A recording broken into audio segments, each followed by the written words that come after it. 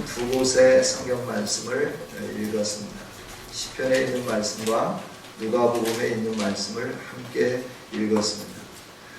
시편에 있는 말씀은 어떤 말씀이냐 그러면 이스라엘이 우상을 섬기다가 하나님의 심판에 의하여서 바벨론으로 포로로 끌려가게 됐죠.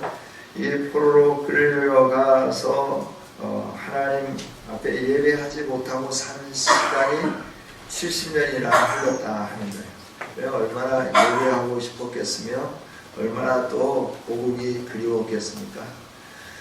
가고 싶어도 가지 못하는, 예배하고 싶어도 예배할 수 없는 상황. 그래서 그들은 그발 강가에서 낮에는 종으로서 정말 땀을 흘리면서 그들의 마음에 합당하게 일을 하고 매맞으면서 일을 하고, 밤이 되면 노곤한 육체이지만 하나님을 예배하기 위하여 함께 모였고 하나님을 찬양하며 하나님께 경배했습니다.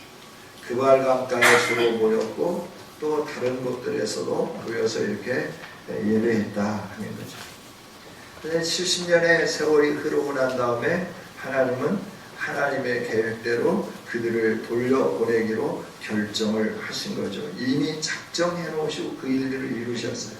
70년이 들 때 하나님은 어떻게 했느냐, 페르시아의 고레스를 사용하시죠.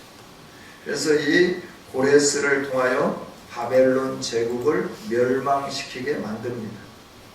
바벨론을 멸망시킨 고레스의 마음을 하나님이 움직이는데, 바벨론을 멸망시켰으니까 바벨론에 의하여서 여러 가지 이익과 유익을 얻었던 사람들이 자기들끼리 이렇게 결합해서 힘을 모아가지고 자기를 대항하면 어쩔까. 그래서 이들에게 선정을 베풀기로 결정을 하는데, 자기는 자기 스스로 내가 포로로 잡혀온 사람들에게 선정을 베풀어야 되겠다 생각을 했지만, 하나님은 이미 그를 선택하시고 그를 바벨론을 멸망시키는 왕으로 쓰시고 페르시아 제국을 세우게 해주신 거죠. 그리고 그 마음속에 포로들을 돌려보내기로 결정을 했죠. 칙령을 내린 거예요. 자유다. 지금부터 고국으로 돌아갈 사람들은 다 돌아가라. 대부분의 많은 사람들은 돌아갔을까요? 돌아가지 않았을까요? 안 돌아가죠. 왜냐하면 이 좋은 나라에 살았는데 자기 고향, 시골 고향으로 돌아간다는 게 쉬운 게 아니잖아요. 우리나라에서만 봐도 서울에서 사는 젊은이들이 시골로 내려오려고 하지 않습니다. 결코 내려오지 않습니다. 모든 것이 서울에 집중되어 있기 때문에 그렇습니다. 돌아가라. 자유다. 억압 속에서 자유를 만끽했지만 이들이 돌아오는 사람들은 그렇게 많지가 않았어요. 그래서 일단 주전 538년에 이들이 짐을 뿌리고 그리고 유다와 예루살렘과 이스라엘로 돌아왔습니다. 이들이 돌아오면서 서로 꼬집으면서 서로 발로 차보면서 이게 무슨 일이 돼? 이게 무슨 일이야? 이게 정말 꿈이냐? 하면서 서로 꼬집어 보면서 그들이 고백을 하게 되는 거죠. 오늘 말씀 1절에 보면 뭐라고 말씀해요? 시온의 포로를 돌려보내실 때에 우리는 꿈꾸는 것 같았다. 꿈이냐 생시냐? 꿈에도 그리던 고국으로 돌아가라 명령한 이 사실에 대해서 이들은 이게 현실인지 꿈인지 구분하지 못할 정도로 꿈꾸는 것과 같은 그런 심령이었다는 거죠. 그래서 그들의 입에는 웃음이 만연했고 그들의 혀에는 하나님을 찬양하는 찬양으로 가득 찼다라고 말씀합니다.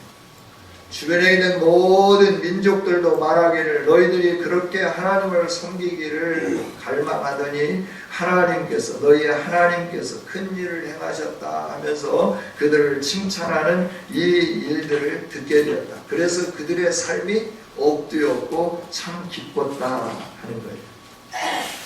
그런데 고국에 돌아와 보니까 성벽은 다 해파되었고 성전은 온데간데 없어지고 자기들이 살았던 그 집을 살펴보니까 잡초로 무성해졌고 짐승들이 논일고 짐승들이 터전을 잡은 황무지가 되어버렸다는 거예요. 이런 황무지가 되어있는 상황 속에서 그들이 성전을 재건하려고 하고 집터를 다시 건축하려고 하고 하는 이 일들이 어떤 일이었겠습니까? 차라리 바벨론 땅에 살았다고 하면 내가 그동안 모아놓았던 경제력과 쌓아놓았던 세상의 지위와 명예와 이 모든 것을 가지고 편안하게 살 수 있을 것인데 하나님의 나라를 위하여 하나님 영광을 위하여 돌아왔는데 그 결론은 뭐냐 그러면 고통이에요. 힘듦이에요. 아픔이에요. 그렇지만 이들의 마음속에는 뭐가 있었느냐 그러면 하나님의 나라를 건설하기 위한 열망이 있었다 하는 거죠. 그래서 하나님께 기도하면서 그가 노래한 것이 시편 126편인데 뭘 먼저 기도하느냐 그러면 여호와여 우리의 포로를 남방 시내 들같이 돌려보내소서. 남방에 있는 시내들, 시내가 뭐예요?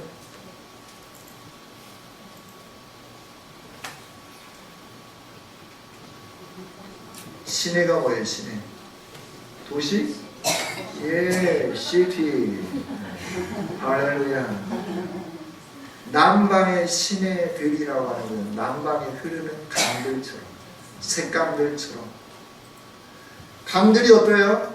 자연스럽게 흘러가잖아요. 그죠? 이스라엘은 물이 마르지 않는 땅이에요. 그러니까 뭐 비가 많이 와서 물이 마르지 않는 건 아니에요. 거기에는 비가 올 때 우기가 있고 건기가 있어요. 그래서 이렇게 곡식을 심기 시작할 때쯤 되면 하나님이 비를 내리죠. 적당하게 땅을 촉촉하게 적셔주시고 먼지가 푸석푸석 나던 땅이 하나님의 은혜로 말미암아 씨앗을 심을 수 있을 정도로 이렇게 비를 내려주시는 거예요. 이른 비, 늦은 비를 통하여 곡식을 심을 수 있도록 은혜를 베풀어 주시죠. 그런 땅이지만 하나님은 그 땅에 강이 흐르게 해주셨어요. 요단강이 흐르는 겁니다. 그 요단강의 근원은 오늘 우리가 묵상하는 에레미야서를 통해서도 말씀해 주시지만 저 헐몬에 있는 그 산에서부터 물이 흘러내리는데 그 헐몬의 산은 어떤 산이냐 그러면 만년설로 뒤덮여 있는 산이에요. 그래야 겨울에 눈이 와가지고 그 산을 다 덮습니다. 봄철이 되면 그 눈이 녹으면서 요단강을 가득 채우게 만들었어요. 그 물을 가지고 농사할 수 있도록 하나님께서 또 은총도 베풀어 주셨다 하는 거죠. 그러니까 시간이 되면 이 물이 자연스럽게 흐르게 되는 거 아니겠어요? 그렇죠?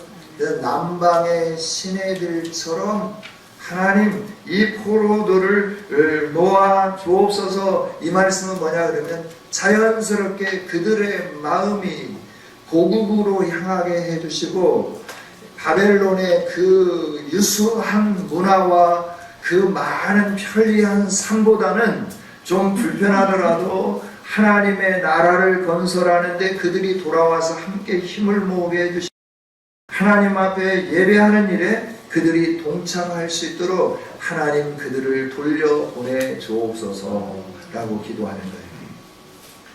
이렇게 기도하면서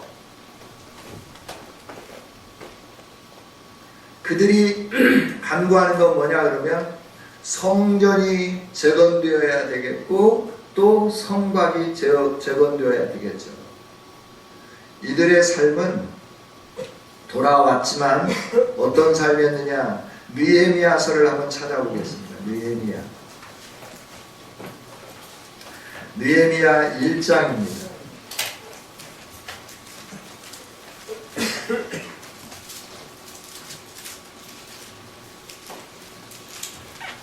욥기서 앞편에 있죠. 느헤미야 1장 3절 우리 함께 같이 읽겠습니다. 시작. 그들이 내게 이르되 사로잡힘을 면하고 남아있는 자들이 그 사람 거기에서 큰 환난을 당하고 능력을 받으며 예루살렘 성은 허물어지고 성문들은 불탔다 하는지라. 아멘. 느헤미야는 포로 귀환 때 미처 귀환하지 못했어요. 그런데 고국에 대한 관심이 지극했어요. 포로에서 놓여진 우리 형제들이 가가지고 예루살렘에 머무르면서 지금 그들의 형편이 어떤지 무척이나 궁금했다. 근데 그때 예루살렘에 살고 있던 자기의 혈육 중에 동생이 있는데 하나니라고 하는 동생이 유다 사람 몇 명과 함께 자기에게 왔다 하는 거죠. 사로잡힘을 면하고 남아있는 유다와 예루살렘 사람들의 형편을 물었다. 이거는 뭐냐 그러면 지금 포로에서 귀환해가지고 살고 있는 그들과 원래부터 그 자리에 지키고 있는 정말 세상 사람들이 생각할 때 전혀 쓸모없다고 여겨졌던 가난하고 형편없는 사람들, 그들과 포로에서 돌아온 사람들이 어떻게 예루살렘 안에서 잘 살고 있는지 그 형편을 들으려고 그에게 물었는데 그들의 답은 어떤 답이냐. 큰 환난을 당하고 능욕을 받고 있고 예루살렘 성은 허물어졌고 성문들은 다 불타버렸다. 안전을 보장할 수 없는, 안전이 보장되지 않는 그런 삶. 그래서 늘 테러가 있고 늘 모든 것을 빼앗기면서 살아가는 이런 삶을 살고 있다 하는 거죠. 이게 바로 포로로 돌아왔을 때 이들이 겪는 그런 삶이었어요. 그런 상황 속에서도 하나님의 성전을 향하여 올라가면서 이 찬양을 부르는 거예요. 하나님 우리를 돌려보내실 때 우리가 꿈꾸는 것 같이 즐거웠습니다.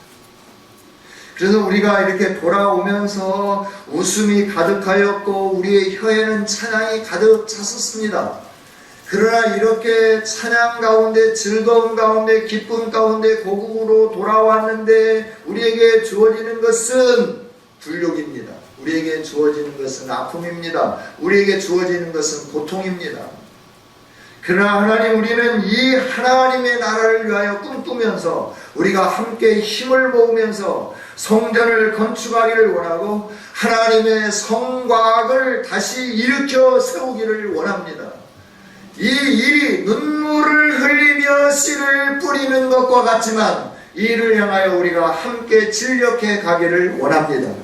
주여 눈물을 흘리며 씨를 뿌리는 자들인 우리들에게 기쁨으로 단을 거두는 그 영광을 허락하여 주옵소서 하면서 기도하는 내용이 시편 126편에 있는 말씀이다 하는 겁니다. 스룹바벨과 함께 돌아와 성전을 건축하려고 했지만 뭐가 있어야 성전을 건축하죠. 살 집이 제대로 되어 있지 않는 거예요. 그래서 허물어진 집들 대충 해가지고 살려고 하다 보니까 여기도 비가 새고 저기도 쥐가 들락거리고 그러니까 이것도 맞고 저것도 맞고 하다 보니까 성전을 짓는 일보다도 자기들이 사는 집을 수리하는 일을 먼저 하기 시작했다라고 하는 거예요. 그래서 학계 선지자를 통하여서 하나님 하시는 말씀이 그 말씀이잖아요. 왜 하나님의 집은 이렇게 편벽되어 있는데 하나님의 집은 그대로 있는데 너희들 사는 집만 그렇게 아름답게 꾸미고 있느냐. 그러니 내가 너에게 복을 주겠느냐라고 하나님 말씀하시는 거예요. 너가 정말 복 받기를 원하느냐? 10가마니 수확을 얻기 위하여 너희가 한 가마니의 씨앗을 뿌렸느냐? 그런데 10가마니를 얻었느냐? 4가마니만 얻었느냐라고 물으시는 거죠. 그렇다고 하면 네가 지금부터 내가 원하는 일을 해봐라. 그러면 숫검정이의 보리 이삭들이 충실한 이삭으로 너희들에게 열매 맺혀질 것이고 기근이 사라질 것이고 함재가 사라지게 해줄 거다 라고 말씀을 하는 거죠. 그러니까 이들이 돌아왔을 때 형편이 얼마나 힘들었고 어려웠을까. 그 어려운 환경 속에서 하나님 나라를 세우기 위하여 이들은 어떤 눈물을 흘렸을까?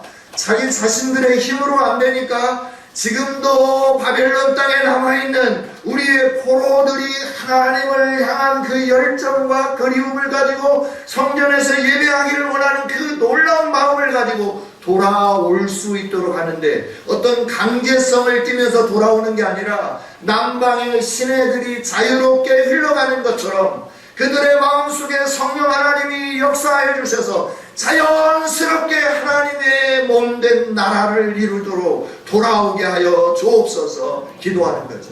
그 기도가 창자가 끊어지는 기도였다라고 하는 거예요. 그 기도가 눈물을 흘리며 씨를 뿌리는 자와 같은 심령으로 올리는 기도였다 하는 겁니다. 오늘 우리들이 6월 30일 총력 전도주의를 정해놓고 그들의 마음이 세상의 편안함과 유익함과 이 모든 것들에 익숙되어 있는 그들의 삶이 하나님께로 돌아오는데, 우리가 뭔가 강제적으로 행함으로가 아니라 하나님 우리의 기도를 받으시고 남방의 시내들이 자연스럽게 흘러가는 것처럼 그들의 마음이 자연스럽게 움직여지며 하나님의 교회로 올라오게 하여 주옵소서 기도하는 저와 여러분이 될 수 있기를 원합니다. 그런데 이렇게 기도하는데 그냥 기도하는 게 아니라 정말 눈물을 흘리며 씨를 뿌리는 자와 같은 심령으로 기도하자라고 하는 거죠. 밭을 일구고 거기에 씨앗을 뿌리는데 과연 싹이 날까? 과연 농사가 제대로 될까? 노심초사하는 거예요. 여러분, 농사를 지어보셨나요? 그 농사가 쉬운 것은 아닙니다. 오늘은 과학이 발달하고 기술이 발달해서 농사짓기가 옛날보다는 훨씬 수월하죠. 옛날에는 일일이 호미를 들고 밭을 매야 했습니다.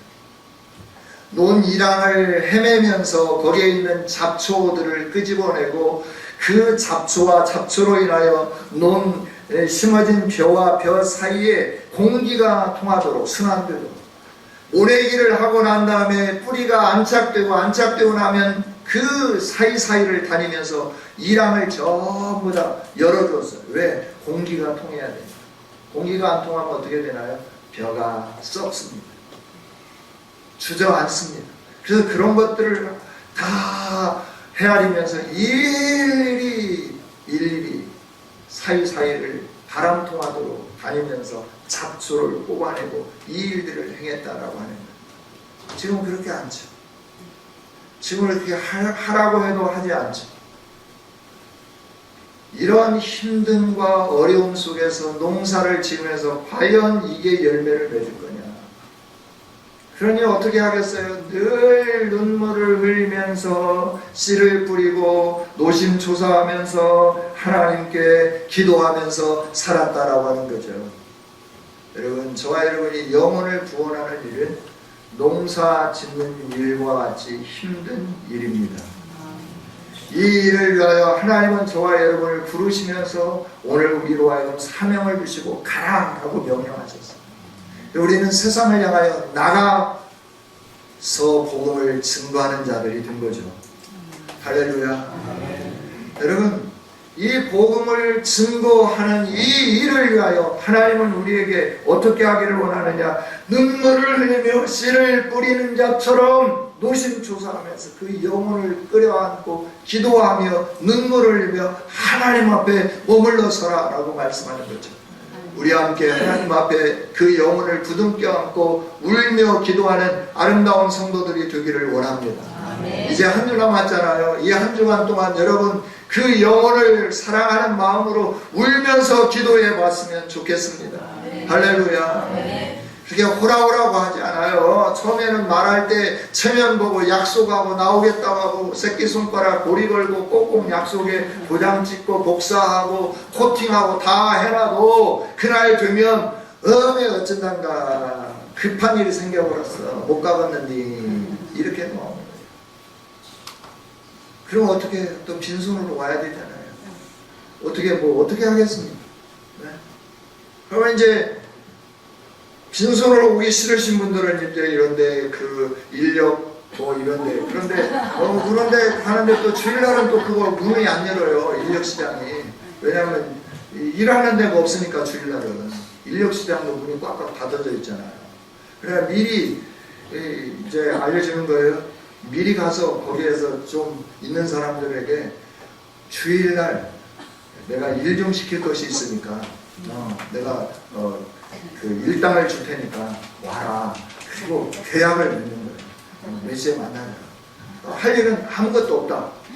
그냥 뭐 옷 깔끔하게 입고 와가지고 나와 함께 머물러 있기만 하면 되는 거다. 나와 함께. 네, 그 시간은 2시간에서 3시간밖에 안 된다. 그래서 내가 일당을 주겠다. 일당 너 얼마냐? 15만 원? 내가 줄게. 가자. 15만 원 줄게. 이렇게라도 해서 데리고 오는 사람들은 정말 하나님이 복 주신 줄 믿습니다. 15만 원 아깝지 지금. 영혼 구원이 중요한 게 아니라 지금 돈이 더 계산이 되는 거예요. 지금 머릿속에. 우리는 그 경제적인 동물이어가지고 하여튼 계산은 빨라요. 너무너무 빠른 거예요. 여러분 하나님이 하시는 일은 놀랍지 않아요? 어떻게 이들이 70년 만에 돌아오요? 물론 하나님이 약속해 주셨어요.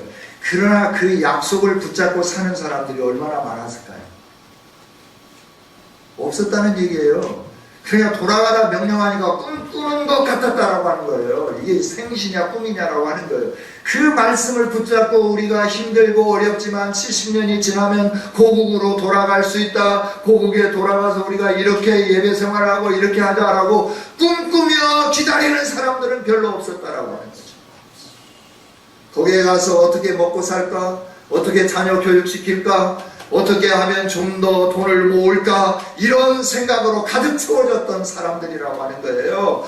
오늘 우리와 동일한 사람들이었다는 거죠. 그러나 하나님께서 갑자기 길을 열어 놓으셨어요. 가라 명령하시는 거예요. 그러니 감당이 안 되는 거예요. 어떻게 해야 할지를 모르는 거예요.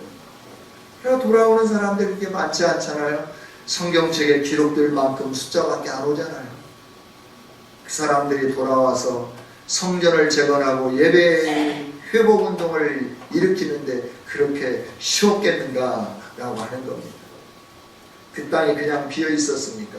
도비아와 산발락 같은 악질들이 남아있는 사람들을 관리하면서 거기에서 대장로로 다면서 살았는데 호락호락하게 자기들이 누렸던 그 호화스러운 삶을 내려놓겠는가라고 하는 거예요.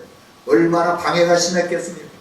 얼마나 힘들고 어려운 고통의 여정이 계속되었겠습니까? 그럼에도 불구하고 수룩다발과 함께 돌아온 그들은 성전을 건축하기를 원했고 힘들고 힘에 겨운 그런 삶을 살면서 하나님 앞에 울부짖으며 기도하지 않을 수 없었다 하는 거죠. 저와 여러분이 하나님 나라를 건설하기 위하여 부름받은 백성들인 줄 믿습니다. 하나님 나라 건설은 내가 아니어도 다른 사람이 하겠지라고 생각하면 이 하나님 나라는 세워질 수가 없습니다.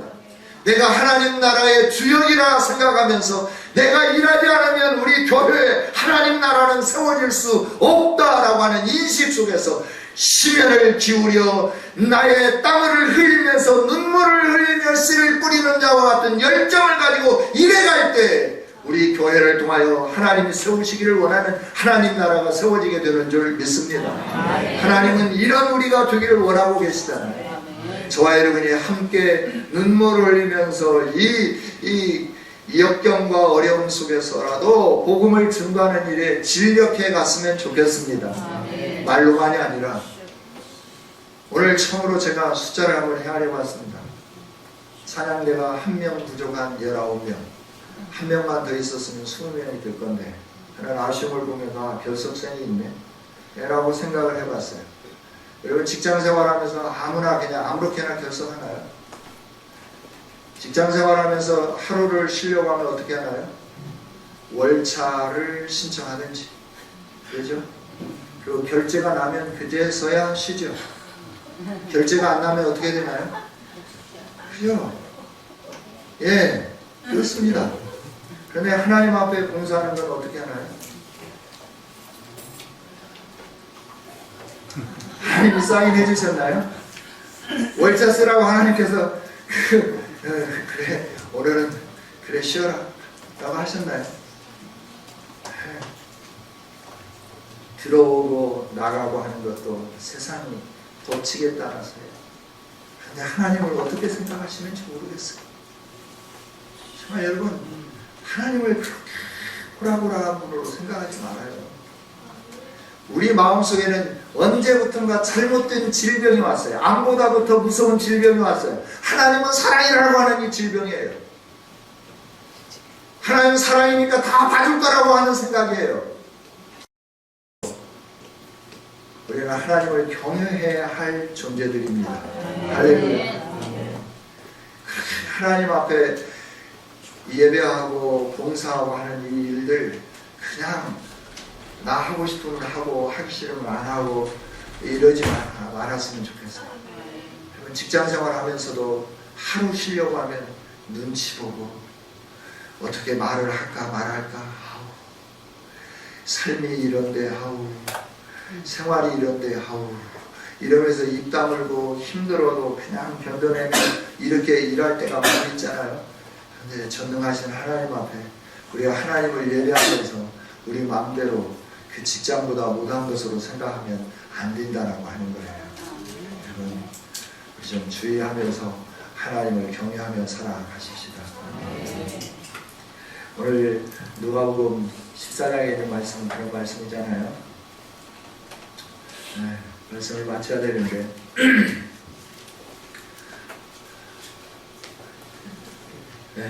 한번 바리새인들, 서기관들, 장로들 이런 사람들이 종교 행위를 잘 한다라고 자부하는 사람들 있잖아요. 나는 우리 집안이 제사장 집안이야. 나는 우리 집안이 말이야 서기관 집안이야. 말씀만 연구하는 집안이라니까. 뭐 말씀하면 내가 모르는 게 없지. 창세기부터 요한계시록까지 다 알지. 우리 집안은 말이야 그 정도 가지고도 자랑하냐? 제사장보다 서기관들보다 말씀을 훨씬 더 잘 지키면서 누가 봐도 구별되었다라고 인정하는 바리새파 집안이야. 이러면서 사는 그들이었어. 그들에게 하나님 나라를 선포하시면서 예수님이 하나님 나라로 초대를 하셨어요. 그런데 이들이 뭐라고 말하냐면 이분이 하나님 나라에서 온 선지자라고 한다고 하면 우리처럼 구별된 삶을 살아야지. 말만 잘하는 게 아니라 삶도 제대로 살아야지. 이러면서 예수님의 초대에 거절한 거죠. 예수님의 초대에 거절한 그들을 향하여서 말씀하는 거예요. 그 말씀이 오늘 이 말씀이에요.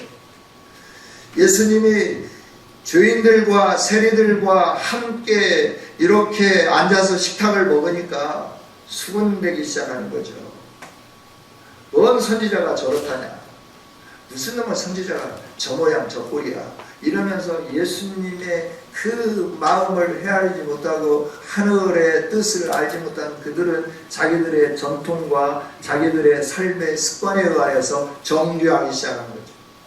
이때 예수님이 비유로 말씀하신 것이 이 말씀입니다. 하나님이 너희들에게 이미 초청장을 보냈다. 하나님 나라의 영광에 이를 수 있도록 너희들에게 초청장을 보냈다라고 하는 거예요.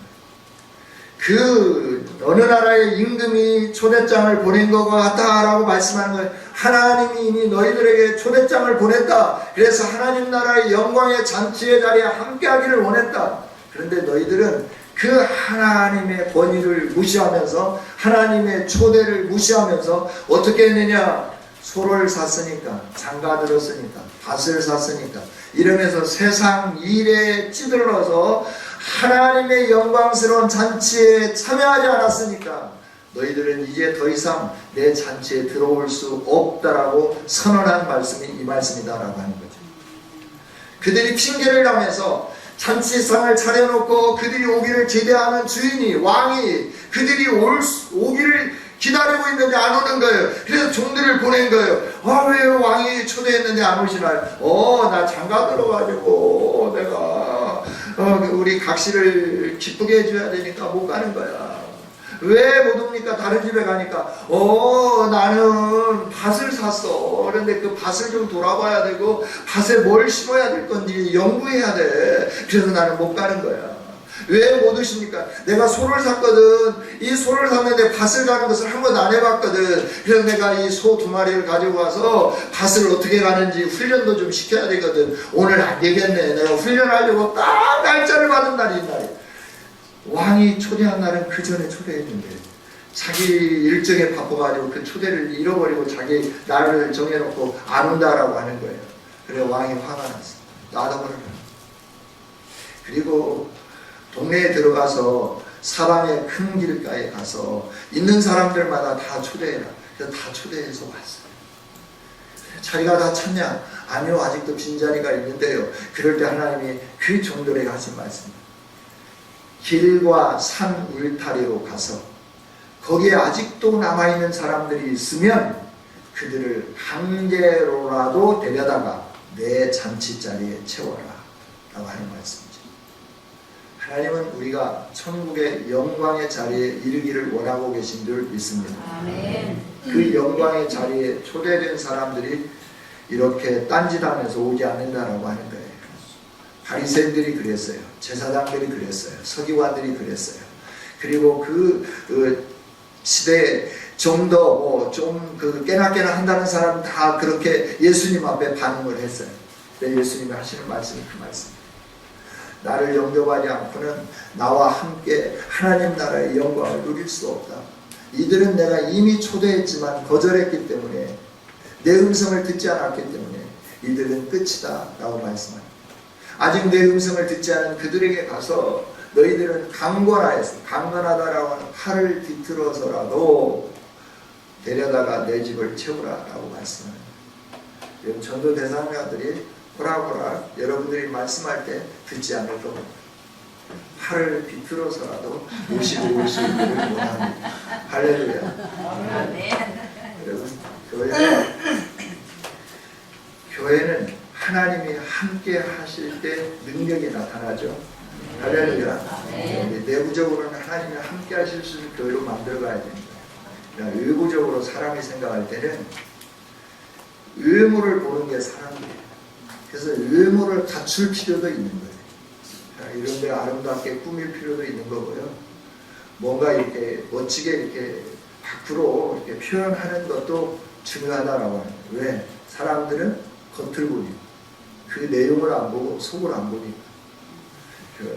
그래서 좀 이런 것도 좀 리모델링 하고 싶어요. 늘 하시는 말씀은 여기다 뭐 더 이상 해요. 그러지 말고 좀 나가서 집시다. 나가서 집시다. 10년 지났어요. 땅을 한 평이라도 내놓으면서 나가서 지으라고 그래야 되는데 땅 한 평도 안 내놓는데 땅값은 올랐어요. 그래서 이 지역을 돌아다 보니까 땅값을 저는 한 300, 400 정도 생각을 했어요. 3, 400짜리 땅은 없습니다.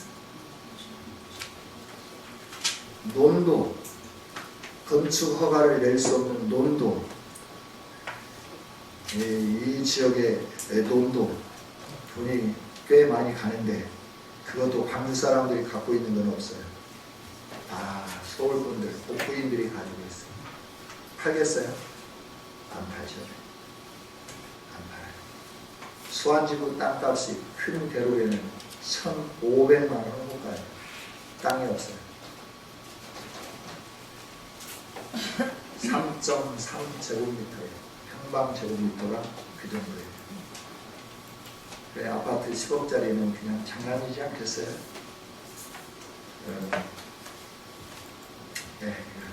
집을 채워요. 강건하게 데려다가 집을 채웁시다. 주님을 기쁘시게 해드리십시다. 우리 함께 통성으로 기도했으면 좋겠어요. 제가 준비한 말씀을 다 전해야 되는데 전하지 못했지만 그럼에도 불구하고 우리 함께 기도했으면 좋겠어요.